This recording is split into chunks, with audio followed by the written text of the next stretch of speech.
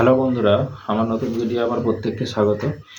আজকে আপনাদের যে বিষয়টা নিয়ে আলোচনা করব বা যেটা নিয়ে বলবো সেটা হচ্ছে আগামী জুলাই মাসে প্রত্যেক আহ, প্রত্যেক সরকারি শিক্ষকদের, প্রত্যেক সরকারি কর্মীদের 3% বেতন বৃদ্ধি পায়।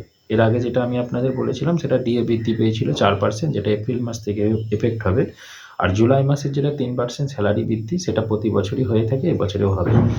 তো এই 4% ডিএ বৃদ্ধির পরে আবার 3% বেতন বৃদ্ধি হলে কোন শিক্ষকদের কত বেতন বাড়তে পারে, বিশেষ করে প্রাথমিক শিক্ষকদের বিষয় নিয়ে আমি এখানে আলোচনা করব।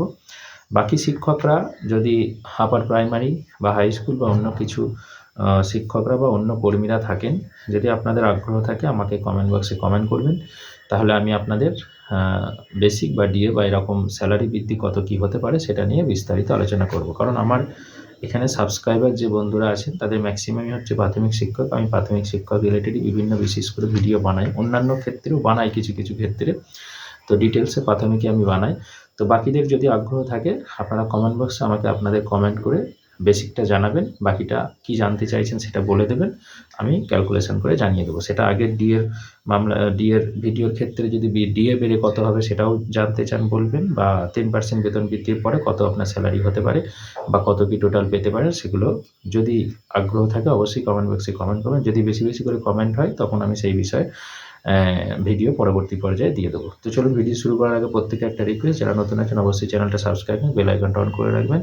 আমি আজকে যেটা বলবো, যেটা বললাম যে 2024, 2021 এবং 2017 সালে প্রাথমিক শিক্ষক যারা নিয়োগ হয়েছেন, তো তাদের আগামী জুলাই মাসে 3% বেতন বৃদ্ধির পরে কত এইচআরএ হবে, কত ডিএ হবে এবং টোটাল স্যালারি কত হবে বা বেসিকই বা কত হবে, সেই ডিটেলসটা আজকে আমি আপনাদের এই ভিডিওর মাধ্যমে জানাবো। জানার আগ্রহ থাকলে পুরো ভিডিওটা দেখুন, তাহলে আপনাদের পরিষ্কার ধারণা ক্লিয়ার হয়ে যাবে।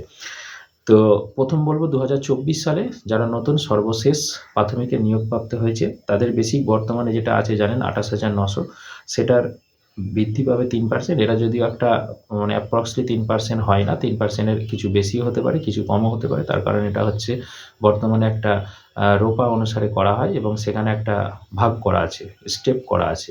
তো সেক্ষেত্রে রাউন্ড ফিগারে ধরে নেওয়া হয়। ফর এক্সাম্পল উদাহরণ দিয়ে বলছি, যেমন হচ্ছে যাদের 2024-এ নিয়োগ হয়েছে তাদের স্যালারিটা ছিল হচ্ছে 28,900, তার যদি আপনি 3% করেন তাহলে সেটা হবে 867 টাকা। কিন্তু তাদের স্যালারিটা বৃদ্ধি পাবে হচ্ছে 900 টাকা দিয়ে 29,800 টাকা হবে। মানে ক্যালকুলেশনটা এইভাবে হয়, একটু ভেঙে বলে দিই নতুন শিক্ষকদের বুঝতে সুবিধা হবে। রোপা অনুসারে যদি আপনার 50 টাকার বেশি হয়, ফর এক্সাম্পল যেমন এখানে হচ্ছে 867 টাকা, সেই জন্য আপনাকে কিন্তু এটা বাড়িয়ে করে দিয়েছে 900 টাকা। আবার কারো যদি এই বেসিকটা বেড়ে 830 টাকা হয়, কি 840 হয়, কি 820 হয়, তাহলে তাকে দেবে 800 টাকা। মানে ব্যাপারটা বোঝাতে পেরেছি? মানে 50% ক্রস করলে তাকে তার পরের ফিগারটা দিয়ে দেয়, আর 50 বিলো থাকলে তাকে তার নিচের ফিগারটা দেয়। তো কারো ক্ষেত্রে হয়তো কোনো বছরে, কারো ক্ষেত্রে নয় সবার ক্ষেত্রেই, কোনো বছরে 20, 30, 40 টাকা বেশি পায়, আবার কোনো বছরে 20, 30, 40 টাকা কম পায়। মানে বেসিকটা রাউন্ডে রাখার জন্যে, তা না হলে কী হতো, মানে বেসিকটা অনেকটা পয়েন্টে চলে আসতো। যাই হোক, ছেড়ে দেন। তো 24 সালে যাদের হবে তাদের বেসিক হবে 29,800 টাকা এবং তাদের 12% এইচআরএ হবে 3,576 টাকা এবং দিয়ে 18% সেটা হবে 5,364 টাকা এবং মেডিকেল অ্যালাউন্স যদি থাকে তাহলে সেটা হবে 500 টাকা। তো 500 টাকা ছাড়া যদি কারোর মেডিকেল অ্যালাউন্স কেটে যায় তাহলে সেক্ষেত্রে তার টোটাল স্যালারি হবে 38,740 টাকা। এটা থেকে প্রফেশনাল ট্যাক্স কাটবে 150 টাকা, কেটে তার হাতে পাবে 39,090 টাকা। এখান থেকে 6% জিপিএফ মাস্ট কাটবেই, আপনি বলেন আর না বলেন এটা কাটবে, কারণ এটা প্রথম বেসিক আপনাদের বাড়ছে এবং সেক্ষেত্রে এখান থেকে আপনাদের 6% জিপিএফ, বেসিকের 6%, এটা মনে রাখবেন, কাটবে হচ্ছে 1,788 টাকা। এটা কাটার পরে হাতে পাবেন 37,302 টাকা। তার মানে যেটা আপনার মানে বাড়বে তার থেকে আবার বেশি অ্যাকচুয়াল আপনারা পাচ্ছিলেন, যেটা মানে আফটার ডিএ বৃদ্ধির পরে 24 সালে যারা নিয়োগপ্রাপ্ত তারা হাতে পাচ্ছিল 37,920 টাকা, সেটা আপনাদের কমে কিন্তু 37,302 টাকাতে আসবে। তার কারণ হচ্ছে আপনার এখানে জিপিএফ যেটা 6% কেটে নেবে। ক্লিয়ার? এটা 24 সালে যারা নিয়োগপ্রাপ্ত প্রাথমিক শিক্ষক তাদের বললাম।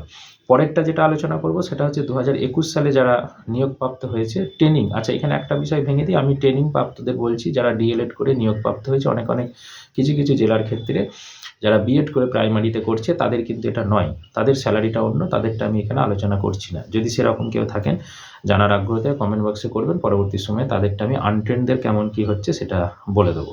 তো 21 সালে যাদের হচ্ছে তাদের বেসিক হবে 32,500 টাকা, তাদের আগে বেসিক ছিল 31,600 টাকা, সেটা বেড়ে হবে 32,900 টাকা। তো তাদের 12% এইচআরে বেড়ে হবে 3,900 টাকা, 18% ডিএ পাবে এই 32,500-র উপরে, ডিএ পাবে 5,850 টাকা, এবং মেডিকেল অ্যালাউন্স যদি তার থাকে তাহলে 500 টাকা পাবে, আর না হলে এটা বাদ যাবে। তো আমি মেডিকেল অ্যালাউন্সটা ধরেই ক্যালকুলেশনগুলো করছি প্রত্যেকটা। তো সেক্ষেত্রে তাদের স্যালারি হবে, মেডিকেল অ্যালাউন্স ছাড়া হবে 42,250, আর মেডিকেল অ্যালাউন্স ধরে হবে 42,750। এটা থেকে 40,000 পার হয়ে গেলে স্যালারি প্রফেশনাল ট্যাক্স 200 টাকা কাটবে, কাটার পরে তাদের টোটাল স্যালারি হবে 42,550 টাকা। 42,550 টাকার উপরে আপনার 6% জিপিএফ মিনিমাম কাটবে, সেটা হচ্ছে 1,950 টাকা, কাটার পরে হাতে পাবেন 40,600 টাকা। এটা হচ্ছে 2021-এর প্রাথমিক শিক্ষক যারা নিয়োগপ্রাপ্ত হয়েছে তাদের জন্য। 2017 সালে যারা নিয়োগ হয়েছিল প্রথম, মানে এর আগে 3 নম্বর, লাস্ট 3 নম্বর যেটা হয়েছিল, তাদের যারা ট্রেনিং প্রাপ্ত তাদের ক্ষেত্রে বলছি, তাদের বেসিক স্যালারি হবে 34,500 টাকা, এবং 12% এইচআরএ হবে 4,150 টাকা, 18% ডিএ হবে 6,210 টাকা, আর যদি মেডিকেল অ্যালাউন্স না থাকে তাহলে এমএ মেডিকেল অ্যালাউন্সটা পাবেন 500 টাকা। মেডিকেল অ্যালাউন্স ছাড়া তাদের স্যালারি হবে 44,850 টাকা, আর মেডিকেল অ্যালাউন্সটা ধরে হবে 45,350 টাকা। এটা থেকে 200 টাকা প্রফেশনাল ট্যাক্স বাদ যাবে, বাদ যাওয়ার পরে হাতে স্যালারি আসবে 45,150 টাকা। এটা হচ্ছে মূল স্যালারি। এখান থেকে জিপিএফ, যেটা প্রভিডেন্ট ফান্ডের টাকা 6% যদি কেউ কাটায় তাহলে সেক্ষেত্রে তার 2,070 টাকা বাদ যাবে। 2,070 টাকা বাদ গিয়ে তার হাতে স্যালারি পাবে 43,080 টাকা। এইটা হলো মূল বিষয়বস্তু, এবং এই 3%, যদিও এটা মনে রাখবেন এটা আগামী জুলাই মাসে থেকে কার্যকরী হবে, এবং প্রত্যেক সরকারি শিক্ষকদের জুলাই মাস থেকে বেসিক বাড়ে। এবং এটা মনে রাখবেন যে বেসিক যখন বাড়ে, বেসিক বাড়লে সব কটা বাড়বে। বেসিক প্রথম বাড়বে এবং তারপরে এইচআরে বাড়বে, কারণ বেসিকের ওপরে আপনার এইচআরে ক্যালকুলেশন হবে। আবার ডিএ যেটা 18%, সেটাও কিন্তু এই বেসিকের ওপরে আপনার 18% ডিএ ক্যালকুলেশন হবে। একমাত্র ফিক্সড হচ্ছে মেডিকেল অ্যালাউন্স, যেটা 500, এটা ফিক্সড, এটা বাড়া কমা করে না, কিন্তু বাকি ডিএ প্লাস এইচআরে এগুলো এবং বেসিক, এই তিনটেই কিন্তু হেরফের হয় যখন আপনার বেসিক বাড়ে, মানে ইনক্রিমেন্ট যখন হয়। বেসিক, এইচআরে, ডিএ তিনটেই আপনার প্লাস হবে। তো সেইটা বেরিয়ে এই স্যালারিটা আমি শুধু প্রাথমিক শিক্ষকদের বিভিন্ন ইয়ারে যারা নিয়োগপ্রাপ্ত হয়েছে তাদের নিয়ে এখানে বিস্তারিত আলোচনা করলাম। তো আদার্সদের জন্য যদি কেউ থাকেন বা আদার্স কেউ জানতে চান, আপনারা আপনাদের বেসিকটা বলবেন এবং কি জানতে চাইছেন প্রশ্নটা করবেন, আমি চেষ্টা করবো আপনাদের সেই প্রশ্নের সঠিক উত্তর দিয়ে দেওয়ার। আর এটা আমার বলার পিছনে মূল কারণ হচ্ছে অনেকেই এটা ধন্দে থাকে। প্রথম কথা যে কত বাড়বে, কত হতে পারে, অনেকেই জানেন, যারা জানেন খুবই ভালো, যারা জানেন না আমি তাদের জন্যই দিলাম, যারা জানেন তাদের কমেন্ট করারও দরকার নেই, যে এটা দেখারও প্রয়োজন নেই। তো যারা জানেন না তারা দেখলেন, যদি এগুলো কেউ ধরুন বিয়ে শাদী করবে, কারো ভবিষ্যৎ কোনো প্ল্যানিং আছে, কেউ হয়তো লোন নিয়ে বাড়ি করবে, এইসব প্ল্যানিংগুলো থাকে। তো আগাম যদি আপনারা একটু জেনে থাকেন তাহলে সেই অনুসারে আপনি আপনার পরবর্তী পদক্ষেপটা নিতে পারেন, যে আমার স্যালারিটা এই জায়গায় যাবে, তাহলে আমি এই খাতে এই করব। সেই জন্যই এগুলো বানানো। যদি ভালো লেগে থাকে অবশ্যই লাইক, কমেন্ট, শেয়ার করবেন এবং বন্ধুদের মধ্যে একটু শেয়ার করে দেবেন। ধন্যবাদ।